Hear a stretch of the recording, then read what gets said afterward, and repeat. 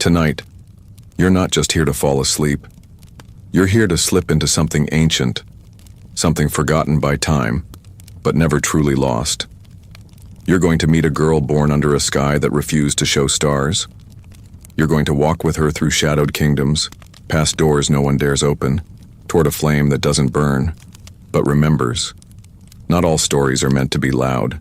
Some hum like a lullaby and sting like prophecy. So, before you drift off, do the thing.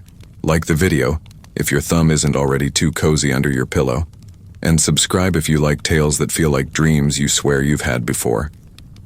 Also, where are you watching from? And more importantly, is your window closed? Just kidding. Maybe. Dim the lights. Turn the fan on. Let the room go still. Let's begin. You don't remember exactly when you first hear her name. It's one of those sounds the wind carries before it reaches your ears, something older than speech, tucked behind the rustle of dry leaves or the soft hush of waves pulling at the shore. Her name is Leora, and no one remembers her story.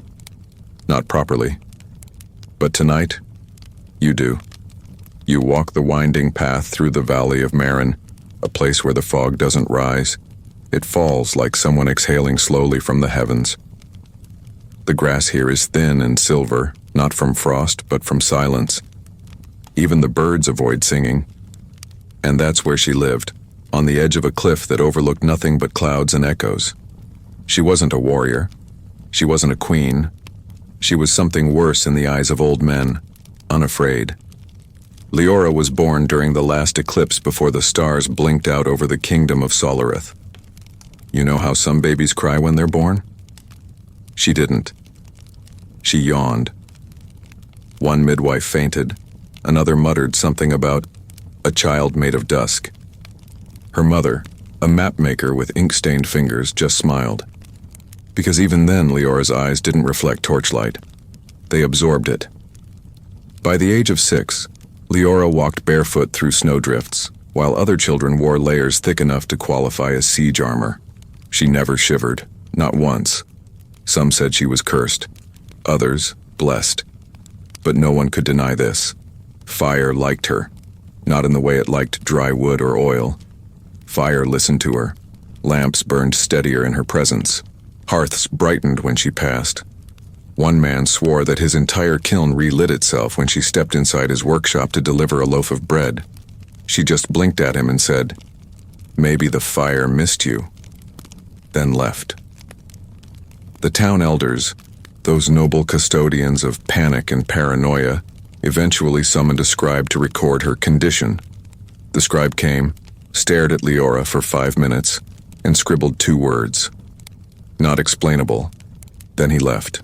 Now you're probably wondering, what did Leora think of all this? Being weird, being watched, being whispered about like a comet nobody asked for? She didn't care. Not in the way you'd expect. She didn't rebel. She didn't isolate. She just listened more than she spoke. When people hurled warnings or prayers at her, she nodded politely. When they burned sage outside her home, she offered them tea. A strange blend she made herself, from moss and dried petals and something no one could ever quite identify. Her mother passed away when Leora was 12, not from sickness or accident, but from something quieter. The kind of fading that happens to those who feel their story is ended. Before she left, she handed Leora a small wooden box. "Open it when the fire speaks," she said. Then she closed her eyes and didn't open them again. For weeks, Leora did nothing. She watched the clouds, tended to the goats, ignored the gossip that now roared louder with her mother gone. But then, one night, during the longest stretch of darkness in a century, the fire did something it had never done before. It sang. Not like a melody. Not like a song you'd hum while washing dishes. It was deeper, like the sky humming through her bones, like the stars trying to remember how to burn. And so she opened the box. Inside, one object, a key. Not gold, not iron, not carved from bone or crystal, just wood, smooth, dark, unmarked, except for a single rune on the handle, One even the oldest books avoided. Emberlock. Now you're on your feet, because you know what this means. You've heard tales of the Emberlock door, a thing that doesn't exist unless you're holding the key.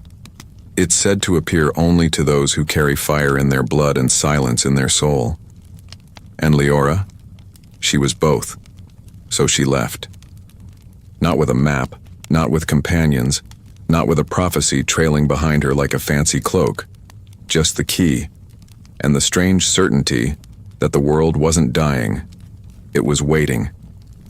The first place she came to was the Weeping Orchard, a forest that hadn't borne fruit in 2 centuries. Locals say the trees wept sap that stained the soil like tears. They said no fire ever survived there, that the air itself rejected warmth. But as Leora stepped beneath the gnarled branches, the trees stilled. Sap froze mid-drip, and in the deepest part of the orchard where no one dared go, she found it. A door, no hinges, no handle, just a rectangle of silence etched into the trunk of a dead tree twice her height. She lifted the key. It didn't glow. It didn't hum. It simply fit. When she turned it, the door opened inward, not to darkness, but to memory. Not hers, the world's. What you need to understand is that behind the Emberlock door isn't a place. It's a threshold, a point where the world whispers truths too big for time. As she stepped through, the orchard vanished behind her, and the sky changed. It wasn't black, or blue, or even sky-colored. It was colorless, like the space between 2 thoughts. There was no wind, no weight, no noise, just a path of pale stone stretching forward, curving slowly, like a serpent too tired to coil. She walked, because what else does one do in a place like that? Each step was quiet, not soft, not gentle, just acknowledged, like the ground was aware of her and agreed to carry her weight. At the end of the path, she found something strange. Not a temple, not a shrine, just a stone bench, and a girl sitting on it. She looked exactly like Leora, but older, eyes deeper, skin marked with tiny glowing lines that pulsed like embers. She didn't speak. She didn't need to. Her presence said everything. You're not ready, but you're close. Then the bench cracked. The girl vanished, and Leora woke up in the orchard, the key still warm in her hand. You blink slowly as the orchard comes back into focus, not all at once but in layers, like fog lifting from a mirror that's never quite clean. You're lying on your back, the grass beneath you still damp from sap that never fell, and above you the trees seem taller than before. Not threatening, just watchful. Their branches no longer weep. They sway gently as if sighing in their sleep, and the wind brushing your cheek is no longer cold. It's curious. It nudges you, inviting, questioning, but not insistent. You sit up, key still clutched in your hand. No door behind you. Of course not. The Emberlock only opens once for each truth it wants to share. You don't get second chances in places that don't belong to time. As you rise to your feet, your balance returns, not as something natural, but earned. The world feels heavier now, like every shadow is slightly thicker, every silence more intentional. You don't know what you saw on that path, who the girl was, or why her presence felt like both a warning and a memory you haven't had yet. But you understand this much. The key didn't unlock a door. It unlocked a direction. And now, you walk it. The hills that stretch beyond the orchard are dry and uneven, dotted with stone towers half swallowed by earth and time. You pass through them like someone stepping through an old dream, one not their own. Crows watch from above but make no sound. Their silence feels respectful, not ominous. You're not prey. Not here. Not anymore. By dusk, you reach the cradle of wind, a plateau so high the clouds skim the ground like sheep with nowhere to graze. The locals never come up here. They say the winds whisper names that don't belong to the living. That sometimes, if you listen too long, you'll hear your own voice asking questions you never want answered. Naturally, you sit down in the middle of it, You rest the key on your lap and close your eyes, letting the air swirl around your face, tug at your sleeves, thread itself into your hair like curious fingers searching for meaning. And then, it happens. A voice. Not above. Not beside. Inside. You have awakened the flame road. It's not even a whisper. It's softer, like breath against your spine. You don't open your eyes, you don't need to. The voice continues, not in words exactly, but impressions, emotions wrapped in syllables too old for language. There are 4, the doors, each a trial, each a memory. You breathe in slowly. The air tastes like lightning before it strikes. You carry the key, but only fire can carry fire. A pulse echoes through your chest. The key in your lap vibrates gently as if agreeing. You are not yet flame. You open your eyes. The wind stops. Not fades. Stops. As though the world held its breath. The key grows heavier in your hand, warmer too, and a single mark has appeared on its wooden surface. Nothing dramatic, just a line. But you know it didn't exist before. 1 door down, 3 to go. You descend the cradle as night falls, but the stars don't return. They stay hidden, cloaked behind clouds that move like ink across parchment. The path winds deeper into valleys where fireflies act as torches and the trees hum. Not a song, not a warning, just a vibration. Like they're checking your frequency before letting you through. By morning, you arrive at the edge of the Mirror Fen, a swamp so still its waters reflect not what is, but what waits. The fog here is thick, but not chaotic. It parts for you. The path narrows to a line of stepping stones, each spaced too far for comfort but too close to resist. You take the first step, then the next, and the reflections below begin to shift. You don't see yourself. Not exactly. You see versions of you. One smiling barefoot in a meadow, one crying beside a ruined hearth, one older, cloaked in fire and walking through a city of ash. Each reflection looks up, but their eyes don't match yours. Not quite. They carry weight you haven't earned. Yet. Halfway across, the path vanishes behind you. Of course it does. You don't get to go back through a mirror unless it breaks. The fog thickens and then you see her again. The girl from the Emberlock realm. Older you. But this time she's not sitting. She's walking alongside you. No words.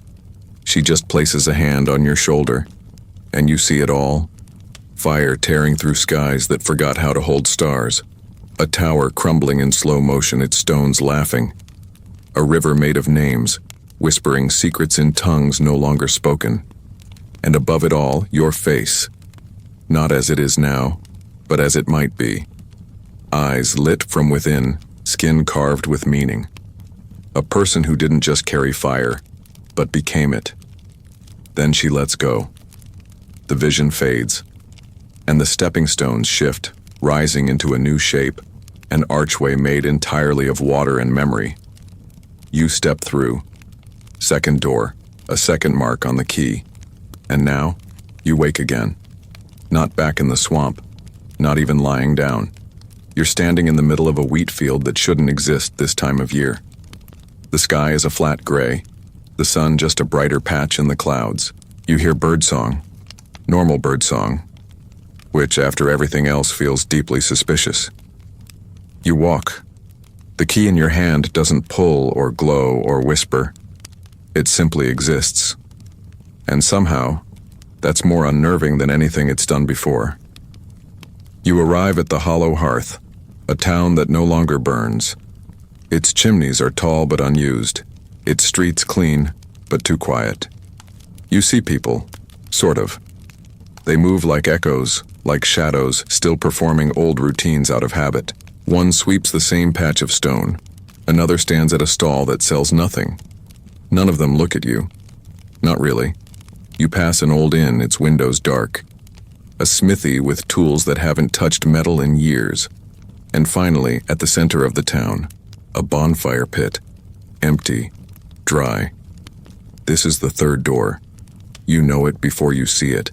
It's the absence of flame, the memory of something that should be warm. You sit beside the pit, not because you're tired, but because this part demands stillness. You reach into your satchel, pull out the tea blend your mother made, the one you never finished identifying. You brew it, slowly, methodically. No magic, no whispering wind, just fire. Real fire, from your own flint and spark. As the tea warms in its little tin pot, you hum. That same song she used to hum, the one with no name, the one that made rooms feel smaller, safer. And when the tea's ready, you pour 2 cups. You place one on the other side of the pit. You sip yours. Nothing happens, until everything does. The pit ignites, not with flame but with color, pale blue and soft gold and velvet violet. It dances without heat, it flickers without smoke. And from it something rises, a memory of her, your mother.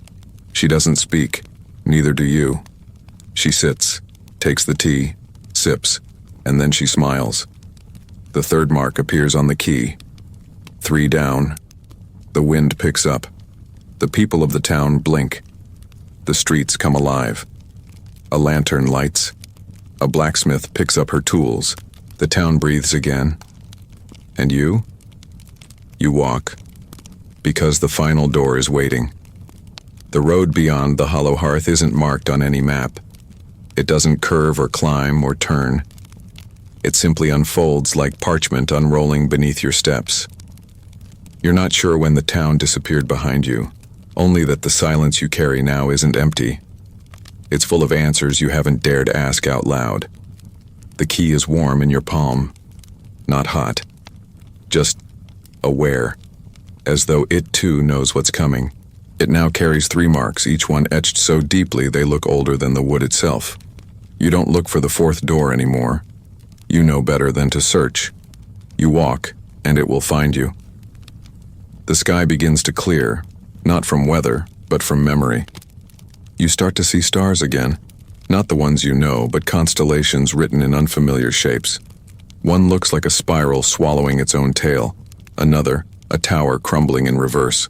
The air is thinner here, lighter, and with every breath you feel like something is lifting out of you. Regret, maybe. Or fear.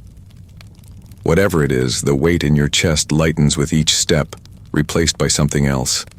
Something colder, cleaner. Eventually you reach a cliff. Not tall, not dramatic, just abrupt. The ground simply ends, and beyond it, a great sea stretches toward a horizon that shifts with every blink. It's not water in the way you've known it. It's clear, yes, and reflective, but it doesn't ripple with wind or churn with waves. It pulses, as if the whole ocean were a single living breath. The stars above shimmer twice as brightly on its surface, and for a moment, you wonder if this sea is reflecting the sky or remembering it. At the edge of the cliff sits a figure, small, cloaked, still. You approach slowly. No sudden moves. You've learned by now that the world prefers softness. As you draw closer, the figure speaks, not with surprise but expectation. Took you long enough. The voice is young, not childlike, just unaged, like water untouched by air. The figure doesn't turn. Instead, it points to the sea with one gloved hand. You see that? You nod, even though the figure can't see you. That's everything you haven't done. Every word you didn't say. Every fire you almost lit, but were too afraid to feed. You glance down at the water again. This time you don't see stars. You see moments. A door you didn't open. A person you almost trusted. A leap you refused to take. And each one flickers like a dying candle. The figure finally stands, turns, and lowers their hood. It's you. Not older. Not younger. Just parallel. They hold out their hand and you don't hesitate. Your fingers touch, and the moment they do, the sea recedes, folding away like fabric. Where it once was, a staircase emerges, carved into the cliffside, glowing faintly. The 4th door wasn't a frame. It was always a descent. You take the first step and the world above disappears. The staircase spirals downward, tighter and tighter, until the walls begin to close in. Not stone, not earth, just memory. You see flashes embedded in the surface, faces, hands, fires, songs, your own voice laughing, crying, screaming, whispering, all the versions of you that tried and failed and grew and broke. They're not accusations, they're acknowledgments. After what feels like hours or seconds, you reach the bottom, a cavern, wide, hollow, but not empty. In the center stands a tree, dead. Its branches are sharp, bare and blackened. No leaves, no bark, just charcoal skeletons of what once grew. At its base sits a pedestal, and on it, nothing. This is it, the last door, not a portal, not a challenge, just a question. You walk toward the tree. The key in your hand pulses one last time, then stops. You hold it out, but there's no lock, no keyhole. The key crumbles in your palm, turning to ash. It doesn't fall. It rises, spiraling around the dead tree in a slow, deliberate dance. You watch as the ash enters every crevice, every crack, every hollow. And then, without sound or flash, the tree burns. Not red, not yellow, white. A flame that makes no sound, no smoke, just light. It doesn't consume the tree. It becomes it. Branches curl, bark reforms, leaves burst like memories remembered. And from the center of the tree, something glows, a heart. Not literal, not organic, just presence. You reach forward, and this time there's no resistance, no test, no trick. You touch the flame. It doesn't burn, it understands. You feel it fill you, not like fire, but like song. Like a chord struck in your chest that finally vibrates in tune. It hums through your bones. It unknots your breath. It shows you every step you've taken, every scar you've hidden, every warmth you've given when you had none left. And it asks, are you ready to carry the fire? You don't say yes, you don't need to, because the fire already knows. The cavern shudders, not in fear, in recognition. The tree's flame extends to you, not just around you, but into you. You don't feel your skin anymore, or your heartbeat, or the weight of your limbs. You feel warmth. You feel memory. You feel everything. And then, stillness. You open your eyes to find yourself standing once again on the cliff. But you're not the same. You are flame now. Not a blaze, not an inferno. A steady, gentle light. One meant not to destroy, but to remember. You look out over the sea. It's calm now, clear. And in its surface you see no reflections, only possibility. You turn, and behind you a path has appeared. Not paved, not marked, just waiting. And this time, as you walk, the fire doesn't follow. It walks with you. You don't walk the way you used to. Not because your feet are lighter or the road is easier, but because the world itself has tilted ever so slightly in your favor. Trees you pass no longer shiver in the wind. They lean. Stones don't shift underfoot. They hold. Even the sun seems to rise a little slower, as if trying to match your pace. You are no longer a stranger to the path. You are its reason. Yet you carry the fire not like a weapon, not like a burden, but like memory. Gentle, persistent, undeniable. The valley you return to days or years later is not the same one you left. The orchard is no longer weeping.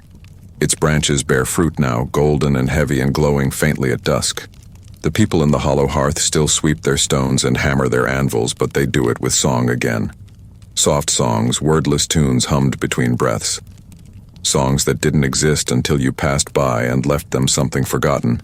Warmth without fear. News of you spreads before you do. Whispers in taverns. Murmurs in the corners of inns. A figure walking beneath the stars whose footsteps melt frost and coax sleeping seeds to wake early. No one quite agrees on what you look like. Some say your eyes are fire. Others say they're mirrors. One child claims you don't cast a shadow, but that's only because the light follows too close to let one form. You find this amusing. You were never trying to be a myth. But myths, like smoke, tend to rise when left unattended. You wander not because you're lost, but because the fire does not belong to one place. It stirs when it smells forgotten hearths and seeks out broken thresholds.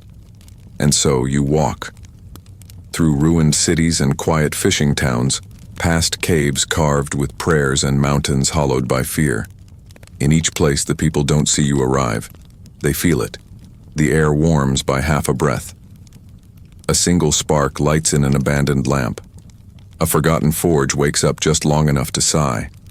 In one village, high in the cliffs where snow never stops falling, an elder spots you walking across a frozen river without leaving footprints. She calls to you from her window, her voice cracking like dry bark. You stop, you listen, and she tells you a story, not her own, one she was told as a girl long before the snow covered everything, about a child of light who would return not to conquer, but to remind the world of its glow. You smile at her, and she weeps, not because of who you are, but because of who you make her remember she was. Before the world grew cold. You don't answer her story. You simply warm her tea by holding the cup. Not all who see you are grateful. In the cities where towers still reach higher than faith, the ones in power begin to worry. They've built kingdoms on scarcity, on keeping the fire locked behind stone and status. When whispers of your presence arrive, so do the questions. Who lit the temple torches without permission? Why are the hearths burning longer than the coal delivered? Who gave warmth to the widow who hadn't paid her winter tax? And always, the answer is the same. No one saw them. The fire just came back. The high scribe of Iera sends spies to follow you. They report back confused. She's not taking anything. She's not recruiting. She's not preaching. Just walking. Just giving. They don't know what to do with that. Power doesn't know what to do with kindness when it travels alone and asks nothing in return. Eventually, you arrive in one of those cities, by accident or design. It's hard to tell the difference now. The people are wrapped in thick layers despite the lack of snow. The buildings are tall, gray, and tired. Fires burn in guarded cages, their warmth sold by the minute. You walk down a narrow street and your breath clouds in the air, not from cold, but from memory. This is where your mother once lived. Before you, before maps, before she ever touched ink. You pause at a crumbling wall, now covered in moss and scratched names. You press your hand against it and the moss recedes. Not dies, just moves, respectfully. Beneath it, a faded carving glows faintly, one letter at a time. Her initials. You didn't know she left this here, but the fire did. You keep moving. Children run barefoot through alleys too sharp for play. You kneel and whisper to a discarded lantern. It sputters, then bursts alive, casting long shadows that dance up the walls. The children gasp, then laugh, then warm their hands without question. You rise before anyone can thank you. You're not here to be adored. You're here to ignite. But others have noticed. That night, you're followed. Two men, cloaked not by fabric but by intention. They think they're unseen. You let them think it. They wait until you pass into the old merchant quarter before stepping forward, blades drawn, not gleaming but shaking slightly. They demand your name. You give them silence. They ask what you carry. You show them your hands, empty but glowing. That's when the taller one flinches. Not from you, but from what he remembers. He's seen fire like yours before. Not in person, in stories, in warnings. You don't move. You just look at him. And slowly, his blade lowers. Not out of fear, out of remembrance. Of a night long ago when his village was buried in snow and a stranger walked by with a lantern that never ran out of oil. A lantern that looked a lot like the warmth in your eyes. The other man still grips his dagger, confused, afraid. But the first one places a hand on his arm, shakes his head. It's her. he whispers. And that's enough. They vanish before dawn. You let them go. You always do. Later, a merchant leaves bread by your door. A baker leaves salt. No one knocks, no one asks. But somehow they know. Still, the fire inside you is not endless. It shifts. It dims and burns depending on where you walk, what you see, who you listen to. You feel it most when you sleep, in dreams. Not of flame, but of stone, of locked doors and quiet grief. You dream of your mother's laugh, the one she only used when she burned food and tried to hide it with spices. You dream of the girl on the bench who still hasn't spoken, but always waits. One morning you wake with a phrase echoing in your chest. Not a command, not a prophecy. Just a direction, east of the hollow sun. You don't know what it means. But the fire does. And so you follow it. You wake before the light changes. Not from noise, not from a dream. Just that feeling in your ribs again. The same low ache that started when the fourth mark burned into the palm of your hand and the key disappeared into ash. That ache has a direction now. East. You don't question how you know that. You've learned not to question these things. You just rise, gather what little you carry, cloth, a satchel, and the small white stone that warmed beside your cheek in the night, and start walking. The road stretches out like a long breath held between thoughts. The sun doesn't rise so much as flicker, low, pale, a coin pressed against the fog. It doesn't give warmth. It's a hollow sun. The phrase echoes again. East of the hollow sun. The further you go, the lighter everything feels. Not brighter, just less burdened. The trees here don't reach. They bend. The wind doesn't resist. It listens. Even your footsteps feel quieter, as if the earth has decided to soften itself just for you. Days blur. Time stops counting. You pass ruins where birds perch on shattered altars, chirping hymns they never learned. You see faces in the stone, carvings worn smooth by wind and years, but still somehow watching. At night the stars return, but not the same ones. These hang lower, closer. Some pulse like heartbeats. Others draw long trails behind them like they're trying to outrun something old. You dream often now, not of fire or stone, but of ink. Maps that redraw themselves. Cities that shift when you blink. One name always glows at the edge of your vision before fading. Anasa. It takes 7 dawns before you reach it. A city once carved from quartz and coral, now swallowed by sand and silence. No gates, no guards, just cracked white spires jutting from the earth like the bones of some sleeping god. You step inside. The wind here doesn't move. It circles, whispers, some words, some not, but all of them directed at you. A warmth blooms in your chest again, not the fire, but something more specific, like a welcome.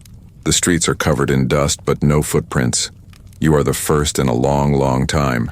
You follow instinct, not architecture. You pass an archway that hums when your shoulder brushes its edge. You enter a courtyard where the stones light under your feet like coals, remembering their purpose. At the center of it all, tucked between 2 collapsed towers, you find the temple. Not grand, not tall, but rooted. Old roots. Older than any mapmaker has drawn. Its doors are open, rotted inward. Vines grow across the entry, silver and smooth. You don't push them aside. They part on their own. The air inside is thick, not heavy but meaningful. Like every breath you take here is part of a sentence you don't understand yet. Inside the temple, the walls flicker with memory. Not murals, not paint, just light. Shapes that move when you're not looking directly at them. A girl standing in a doorway. A flame held between palms. A storm caged in a mirror. The altar is simple. A wide, flat stone with a single shallow bowl at its center. The bowl is empty. But you feel the fire rise behind your ribs, curious, hungry in a thoughtful way. You reach into your satchel and remove the white stone. It glows now, softly, like a promise. You place it in the bowl. Nothing happens. Not at first. Then the bowl hums. Not a sound, but a feeling in your teeth. The stone melts, not with heat, but with recognition. It doesn't burn. It liquefies, folding in on itself until only light remains. That light rises, a thread unspooling upward, weaving itself into the air above the altar until a form begins to take shape. A woman, draped in robes not made of fabric, but of night sky and ember. Her face is indistinct, not hidden, just not fixed. Her voice, when she speaks, sounds like memory turning pages. "You are not the first," she says, "but you may be the last." You don't respond. You listen. The flame was never meant to be held. It was meant to be shared, passed, carried, not caged. Her eyes, such as they are, find yours. But every age forgets. Every age builds temples, not fires. Thrones, not warmth. They worship the echo, not the spark. You feel that ache in your chest again, deeper now. Sadder, not yours alone. You lit the fourth fire. You became it. But now you must do something harder. The flame between you dims. You must let it go. You flinch, not from fear, from truth. You've grown used to it, haven't you? The way it steadies your hands, the way it follows your thoughts, the way people look at you with wonder. Even now in this temple no one remembers. You feel it watching you. The fire. Your fire. But it was never yours. The woman raises a hand. A single spark leaps from your chest, just a thread, a flicker. It hovers between you, uncertain. "This is not an end," she says, "only the passing of a torch." And just like that, you understand. You're not the flame. You're the wick. The fire is meant to move through you, not stay. To find the next hand, the next heart, the next forgotten heart that needs to remember its name. You inhale, exhale, and release it. It doesn't fight. It simply lifts. The spark drifts from you like a final note at the end of a song. It touches the air, the altar, the bowl, the dust, and each ignites, not with fire, but with knowing. The temple breathes, the vines glow, the city trembles, and somewhere deep beneath your feet, something ancient stirs. Not a god, not a monster, just a seed. One planted long ago, one that needed fire to wake. The woman is gone, the flame is gone, and yet you are still warm, not burning, but steady. You step outside. The sky is deeper now, colored like ink and dawn. The air feels new. The city no longer crumbles. It rests. It waits. And somewhere, someone, perhaps a child born in frost or a mother who sings to silence, is beginning to feel warmth in their bones and wondering why. You turn your back on Anasa, not because it's behind you, but because it's finished. Its story has been lit. It will write itself now. You are walking again. East still calls, and you have more to give. The road east bends now, not because the land demands it, but because stories rarely go in straight lines. You don't ask how far you've traveled. You've lost interest in counting days or measuring distances. What you follow now is something older than direction. A pressure behind your eyes. A hum in the soles of your feet.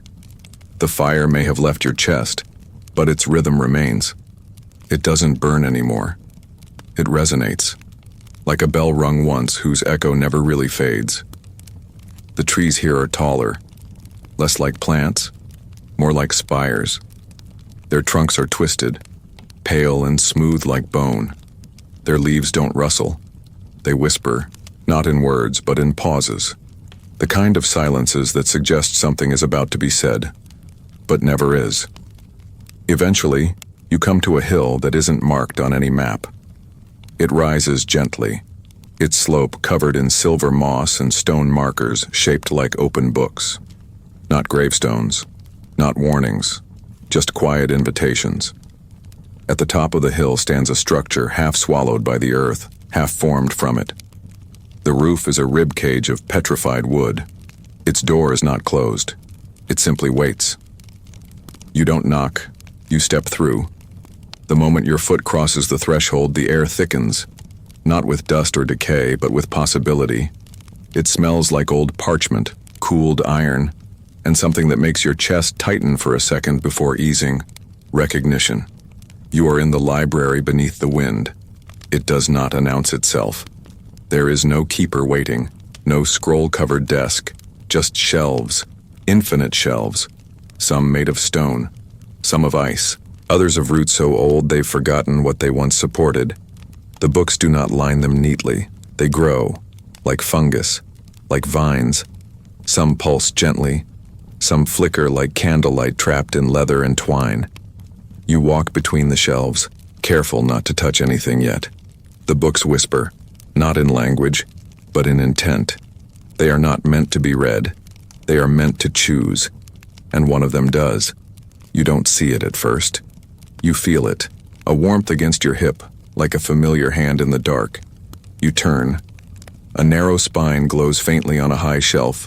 The book is thin, bound in something soft, too warm for leather, too fluid for cloth. You reach up, not because you think it holds answers, but because you already know it's yours. It falls into your hands without resistance. Its weight is wrong, heavy, but not physically, like holding a memory that's not yours, but wants to be. You open it. The pages are blank, and then they're not. Ink spills across the paper, not written but remembered. Words appear not in lines but in spirals, in branching patterns like fire spreading across dry grass. You read the first phrase and feel your breath catch in your throat. This is not your story, but it cannot continue without you. The next page shudders. Not turns. Shudders. Like something alive deciding whether to reveal its skin. You coax it gently, and what you see next isn't writing. It's a map, but not of land, a map of decisions. Ones made long before you were born, ones yet to come. And in the center, a name you haven't spoken aloud since the dreams began. Arielth. It's not a place, it's a moment, a place in time, a crossroads, and it's waiting. You close the book. It doesn't vanish.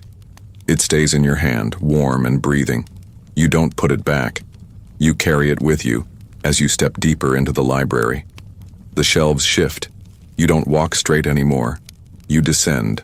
Each step down is met by a different scent. Wood smoke, sea brine, lavender crushed underfoot. You reach the lowest chamber and find a room not filled with books, but mirrors. Not reflecting you, reflecting versions of you. In one, you are cloaked in frost, walking through a city of ice. In another, you are laughing beside a river that sings when touched. In a third, you are ash, not destroyed, transformed. At the center of the room stands a figure, tall, no face.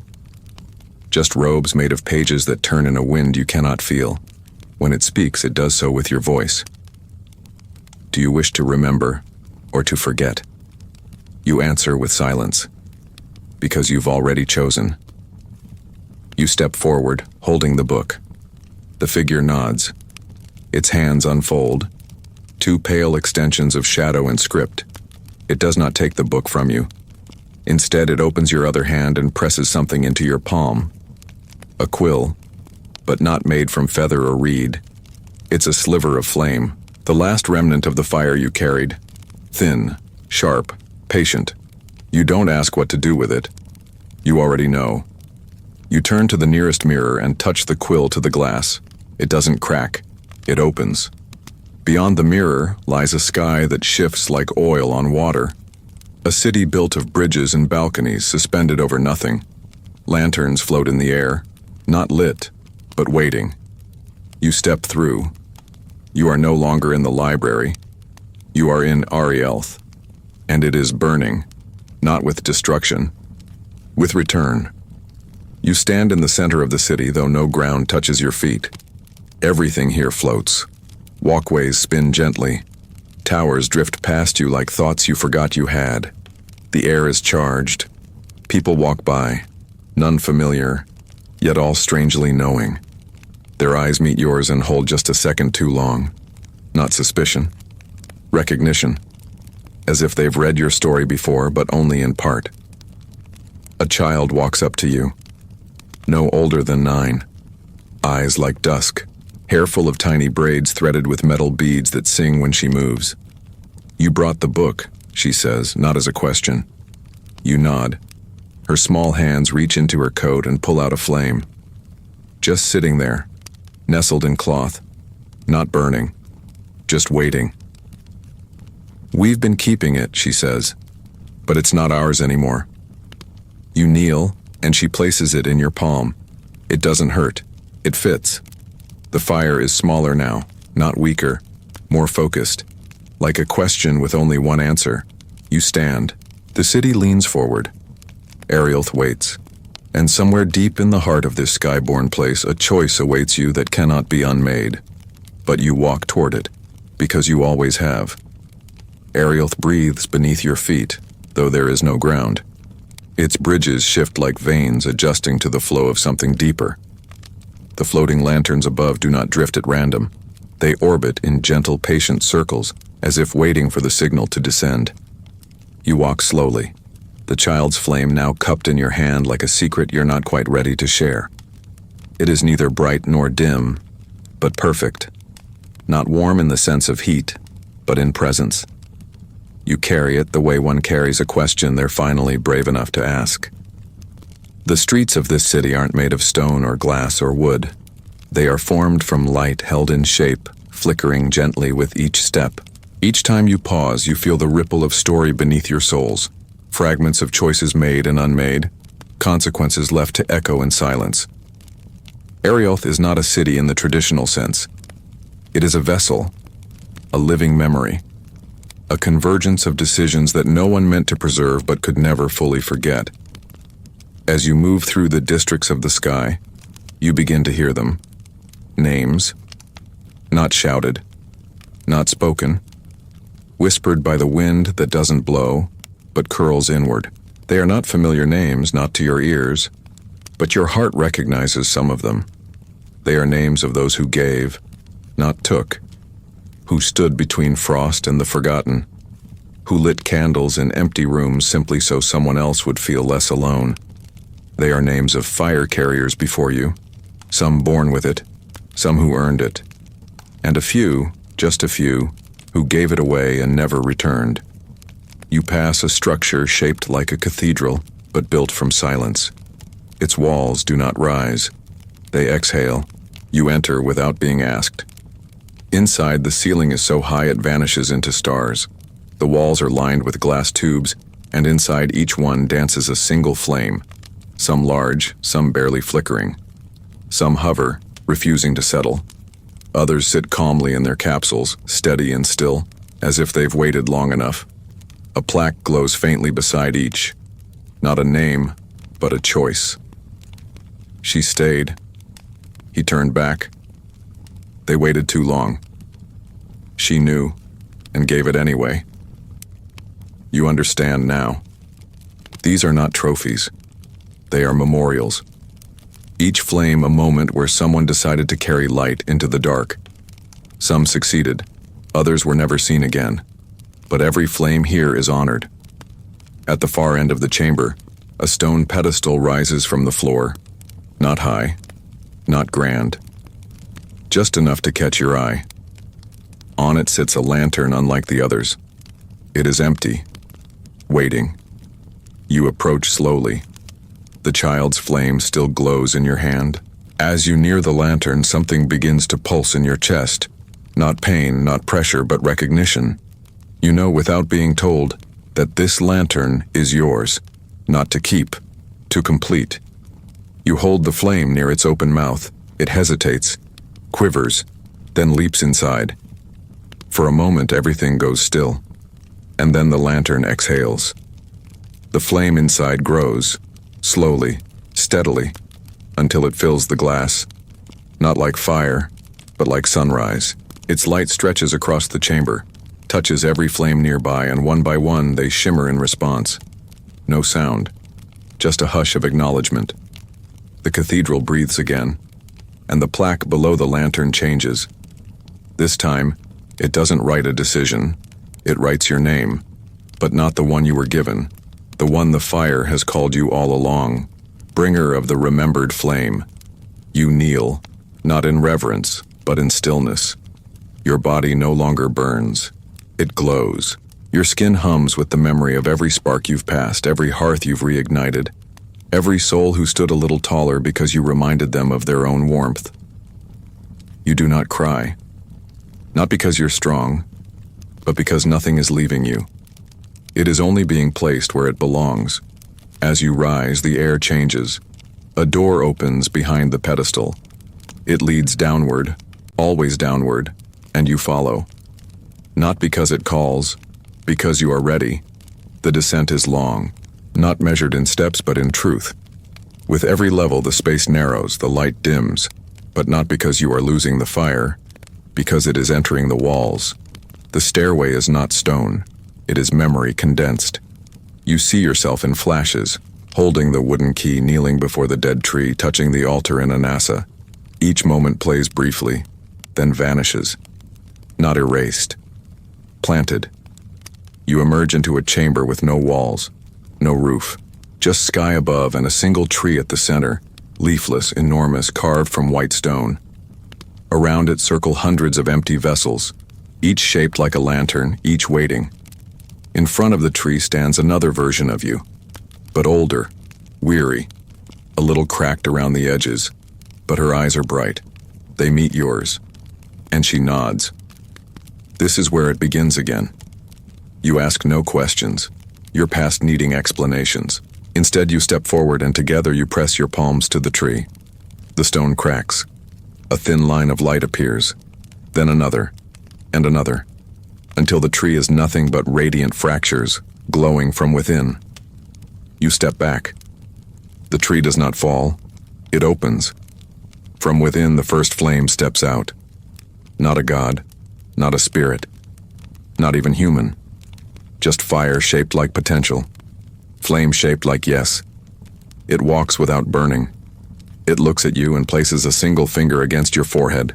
You feel your story settle, not end, settle, as if a great book has just been closed, not because it's over, but because it's been fully read. And then the fire turns. It walks past the vessels. One by one they light. And somewhere far above, in the waking world, a child stirs beneath a blanket in a frost-covered hut and feels warmth for the first time in days. Somewhere else, a dying forge reignites with no explanation. A soldier's torch flares during his final watch. A grieving mother lights a candle and finds herself humming a tune she's never learned but somehow remembers. You do not return the way you came. You become something else. Not flame, not memory. A rhythm. A reminder, a warmth that never asks to be worshipped, only shared, not even human. And yet, as it moves, you recognize something deeply, instinctively yours. The first flame doesn't walk like a person. It drifts with weight. Its shape flickers, not chaotic but controlled, deliberate, like a dance choreographed by memory itself. It has a form, yes, a humanoid silhouette traced in threads of white fire, but it's not held together by bone or skin. It's held by intention. Every step it takes leaves behind a faint outline of gold in the air, as if it's rewriting the world in its wake. You don't follow it. You don't need to. You are part of its motion now. It turns once, just enough for its gaze, or whatever the flame equivalent of a gaze is, to settle on you. And though it doesn't speak, you hear something. Not sound, not thought, a knowing, a message wrapped in stillness. You brought me back, but I was never lost. That's when you understand the truth you've been circling around since you first lit that forgotten hearth, since the orchard opened its door, since the forge within you pulsed awake. The flame was never about conquest, about power, about becoming something more. It was always about returning to simplicity, to story, to one soul giving heat to another, because that's how survival works when the world goes cold. The first flame begins to circle the tree again. As it moves, the stone vessels, hundreds of them, each ignite in turn, their lights flickering in gentle tones, each with its own hue, its own tempo. You realize then that no two flames burn the same. Each one is a story remembered, a life reignited, a warmth passed down. One flame crackles like laughter, another hums like lullabies sung in basements during storms.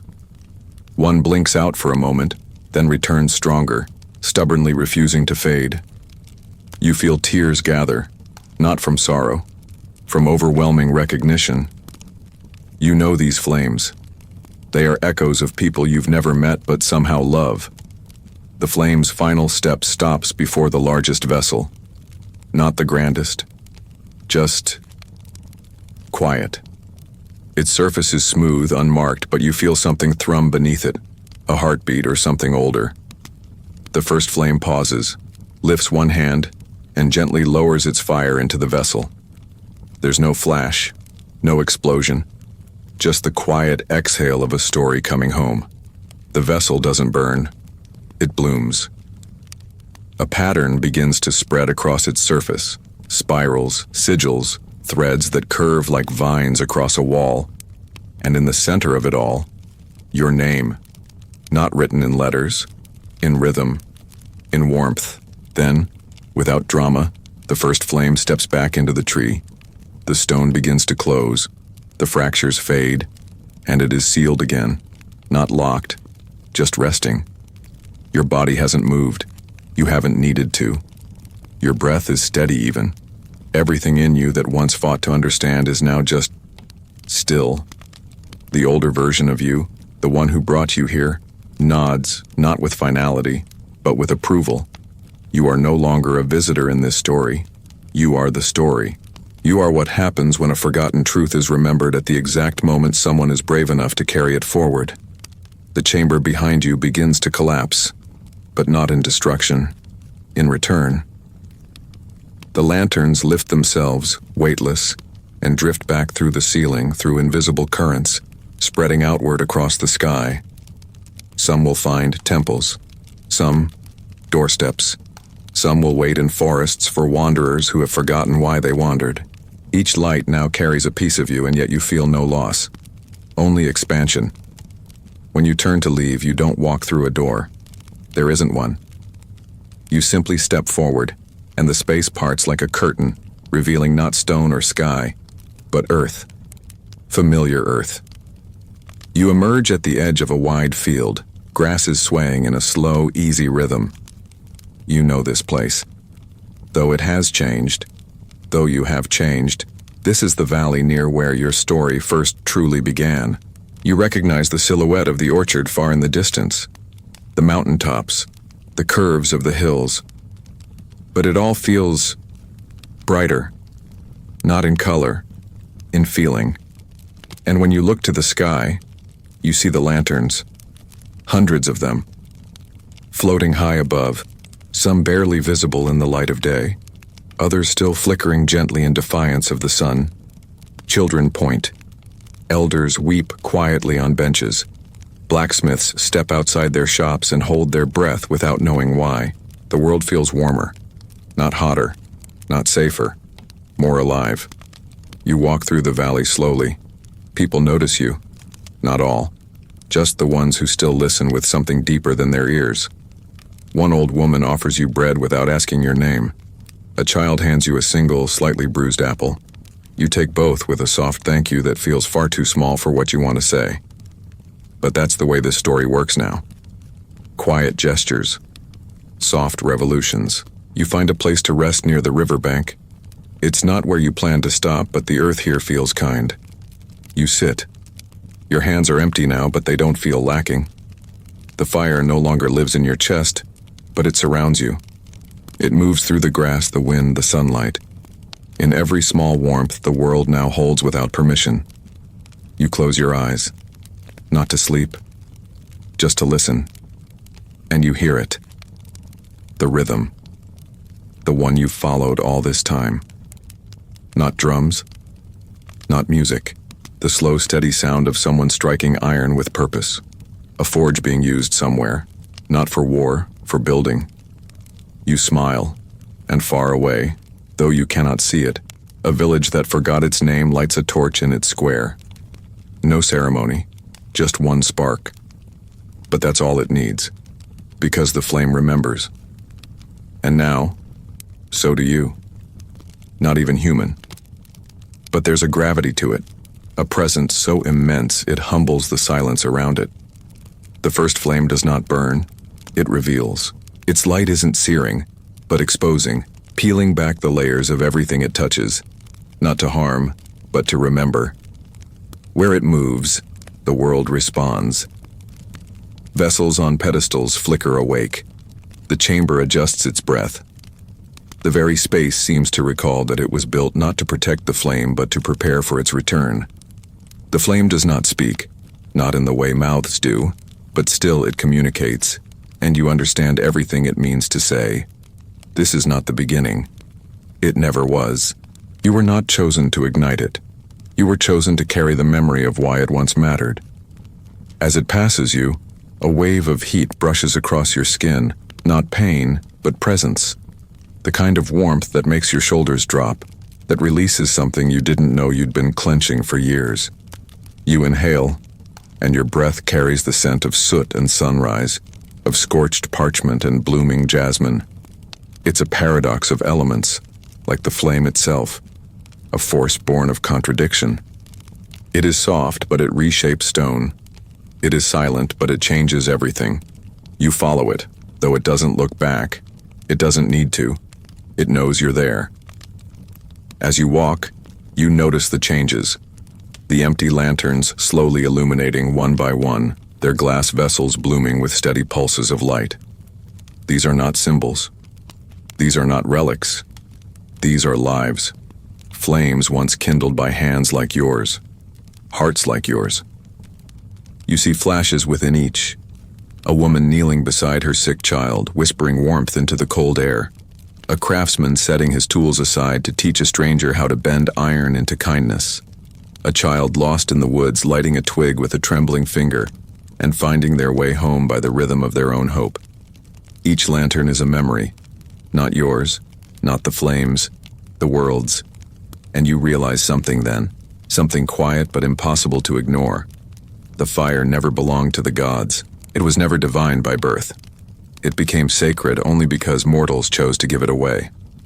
The flame stops before a circular pedestal at the heart of the room. There, a vessel unlike the others waits. This one isn't empty. It's full, but dim, like a star that's forgotten how to shine. The flame kneels, not in submission, but in communion, and reaches toward the vessel.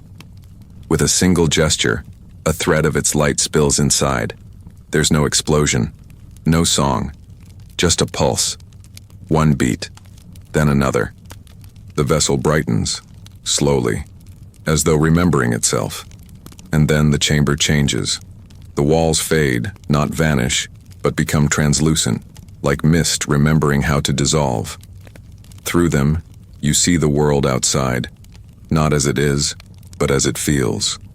Forests long frozen begin to thaw, not fast, not dramatic, gently. Grass uncoils beneath old frost. A river stirs where it had lain still beneath ice. A chimney smokes. A candle relights in the window of a home where grief had long outstayed its welcome. You see a stranger far away, bent over a forge. They pause, look up, and smile with no reason to. Not yet, but they feel it. You see a young girl walking through a ruined market, picking up shattered clay and starting to reshape it with her small hands. Her brother watches, curious, then helps. You see the world not fixed, but flickering, remembering. And just like that, you realize your story is not yours anymore. It's theirs. And you're not sad. You're grateful. Because it means you've done what every fire bearer hopes to do. Make yourself unnecessary. The first flame turns back to you, and though it has no face, you see your reflection in its shape. Not as you are, but as you were at the start. Tired, uncertain, longing for something without knowing what. You see that version of you smile, and you smile back. The flame does not bow. It does not thank you. It includes you. And then, with one final breath, it steps into the vessel, not to vanish, to remain. Its light doesn't spread outward now, it moves inward, into the bones of the chamber, into the marrow of the walls, into the long, quiet memory of every lantern that will ever be lit again. The chamber begins to dim, not in mourning, in peace. You are the last to move. When you step back toward the path that brought you here, it no longer leads downward. It spirals upward, gentle and glowing. You ascend without weight, without sound. You emerge into the sky, not under it, in it. Ariel waits, not a city now, but a constellation of memory. The streets have lifted, become bridges of light connecting places you've walked and places you've only dreamed of. The people below don't point at you. They don't call your name. They simply carry lanterns now. Quiet ones, beautiful ones, some bright, some barely lit, all moving forward. You feel no need to speak, but the wind speaks for you. It carries your story not as a tale of fire, but as a reminder of warmth. You descend gently into the field where it all began. Where once you were a girl carrying a key, now you are simply someone walking home. But everywhere you step, the ground remembers. A spark here, a hum there. A child sees you pass and doesn't look afraid. They follow you for a few steps, barefoot, smiling. Then they run ahead to light a lantern of their own. And that's when you know. The fire is never truly carried. It's caught. And it only needs one moment, one hand, one heart, to remember how to hold it again. Not even human, and yet everything about it feels familiar.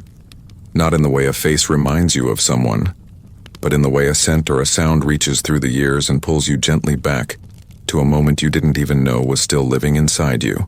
The first flame moves with no urgency, no weight, and yet its presence bends the air around it like gravity. It doesn't speak, not in words, but every flicker of its form is a sentence. Every shift of light is a memory being unwrapped, held up to the warmth, and then folded back into place. You're no longer the focus. You're the echo now. The proof that something bright once walked here. You don't follow it this time. You watch. That's enough. The chamber around you begins to shift again, and the stones that had once trembled with anticipation now rest. The light inside the great vessels grows steadier, thicker, like slow sunrise over still water. In the center of it all, the first flame settles, not into one place, but into all places. The room becomes brighter without ever shining. You stand in it like one stands in music, quiet, still, changed. You don't need to do anything more. The fire no longer needs your feet. It has found its own. And now, the story starts to let go of you.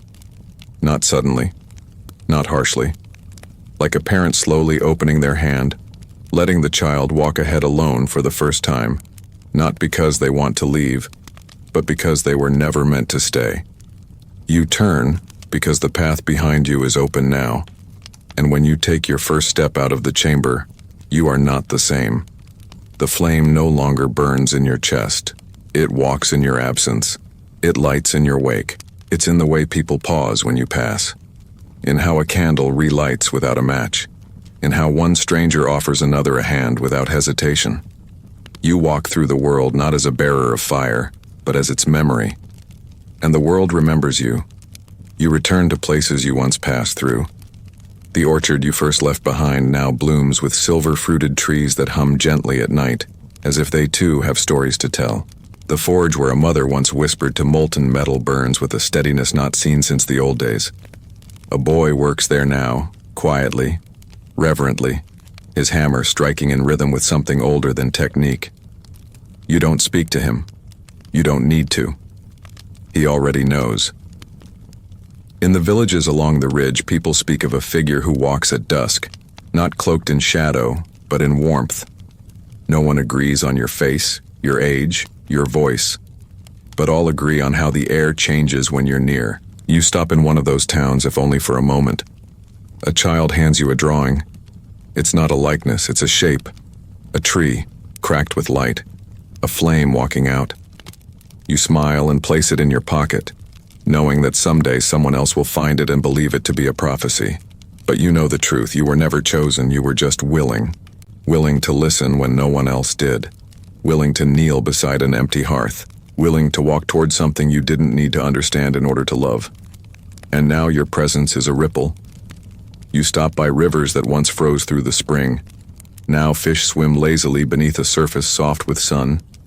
You pass fields that once bore nothing but cracked soil. Now their wheat stands tall and golden, humming in the breeze. But you don't claim credit. That's not how flame works. You didn't build the warmth. You just reminded the world that it still knew how. As night comes, you settle beside a small hill, not for shelter, not out of fatigue, just to listen. And in the hush that follows, you hear something you haven't heard in a long time. Your own breath. Not shallow, not strained, just steady. Alive. Real. The stars return, and with them, new constellations.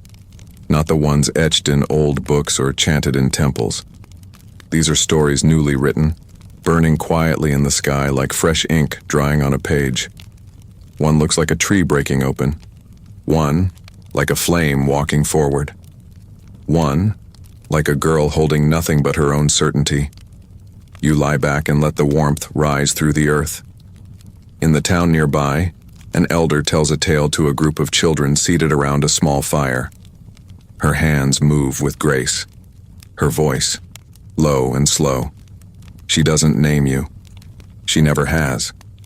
But they all know who she means. And as the children drift to sleep, one of them turns to the flame and whispers, "Thank you." And for the briefest moment, the fire blinks back. You smile.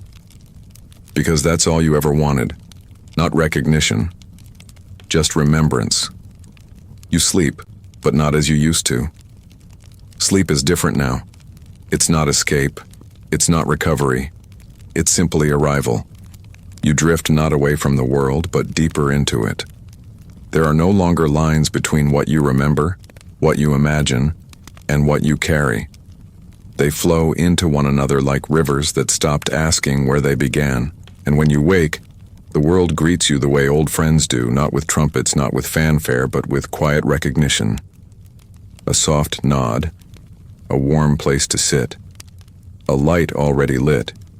You rise before the sun does, not because you need to, but because you're part of its rhythm now.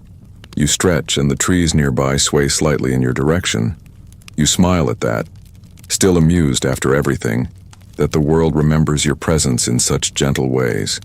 A nearby stream gurgles like it's trying to tell you a secret, but it's okay. You don't need to hear it. You already know what it's saying. As you walk, the path doesn't guide you anymore. It walks with you. You are no longer searching for the story. You are what happens when the story finds peace. You cross a bridge made of woven vines that was not there yesterday. You pass through a town that seems to have built itself overnight. Lanterns hung from trees. Laughter echoing from courtyards where people are telling stories not written in books, but in breath. They wave. You wave back. A child offers you a stone with a carved spiral. You take it. You carry it with the drawing, with the warmth, with the memory. There are no final battles, no last challenges, no cliffs that demand a leap. The end of this story was never meant to test your strength, only your softness, only your willingness to let go. And so you do. You reach a ridge near the sea, the same sea you once saw in the mirror fen, long ago when the world reflected versions of you that hadn't yet arrived. It's calm now. You watch the water for a long while, but this time it doesn't show you what could be. It shows you only what is. A single wave breaking softly. A gull drifting by. The wind brushing past your ears like a lullaby half sung. You sit, and the story sits with you. No one calls your name. No one kneels before you. But lanterns flicker in the distance, hundreds of them, maybe more, moving through forests, cities, homes, memories. Each one lit by someone you'll never meet. But who knows, in some quiet part of themselves, that warmth is something you don't keep. It's something you give. And you gave it. All of it. So now, you rest. Not because you're finished, but because the fire walks on its own now. And it remembers your footsteps. It always will. Now, as before your eyes get too heavy, and they should be heavy because you've carried quite a tale tonight, I want to tell you something. Thank you. Thank you for being here, for sitting with this story, for breathing alongside it. If you felt something stir in you tonight, something warm, something soft, something forgotten, I hope you carry it just a little longer tomorrow, or pass it along. That's how these stories live. Not through heroes, through sharing. If you haven't already, I invite you gently to subscribe, but not out of habit. Only if this space, these stories, have found their way into the quiet part of you, the part that still listens. There will be more stories, and they'll be waiting here like a small fire you left behind but always knew how to return to. And hey, if tonight's tale lit something in you, even a spark, I'd love to hear it. Truly. Tell us in the comments, what did you feel? What did you see? What's your story? Where are you from, and how far did this flame have to travel to reach you? Let's keep that fire going. Until next time, rest well, and remember, the world always glows a little brighter when you do. Good night.